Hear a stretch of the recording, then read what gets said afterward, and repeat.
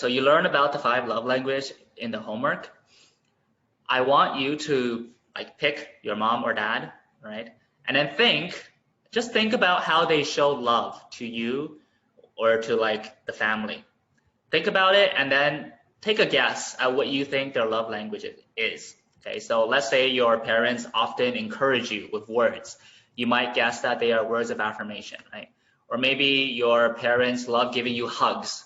Okay, then you might guess they are touch. Or maybe they like to do nice things for you. Then maybe they are acts of service. Take a guess. After you have the guess, I want you to do 2 acts of kindness for them or 2 acts of love. One, using their primary love language. Okay, so if you think it's words of affirmation, right? So one is write them a nice thank you note. And then another using a different love language that you do not think is their primary one. So maybe you can try words of affirmation and then try like gift or something like that. Okay. And then afterwards, check if you were right. So ask them, which one made you feel more loved? And then you can explain to them, oh yeah, so I'm doing this because I learned about the 5 love languages and I guessed that this one is your love language and I was just checking to see if I'm right. Okay, so have a little experiment like that and then report what happened on this form. So tell me what happened afterwards. I hope from this experiment you will see how important it is to communicate with people using their love language. It's kind of like how we want to talk to people in our own language. So like all of you, English is your second language. If class was in your first language, right? If I did class in Chinese, I'm sure all the Chinese students would feel more comfortable.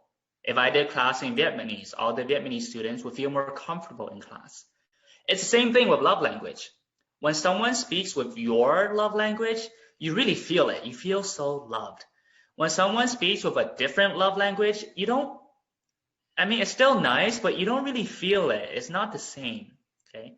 For example, my love language is not words of affirmation, and I think my mother's love language is words of affirmation. And literally, like when she like praises me or when other people praise me with words of affirmation, I don't really feel anything. I'm just like, okay, that's nice. Okay, cool, right? Whereas for them, if I give them that words of affirmation, they really feel loved from that. That's the difference between communicating with someone's primary love language and not their primary. It's like night and day sometimes. It's a really big deal. And the problem we have is we always communicate love using our love language, not theirs, because we don't even know that there's 5 love languages. So once you're aware of this, then you can have better relationships by communicating in their love language. It's such a simple thing to do once you're aware of it.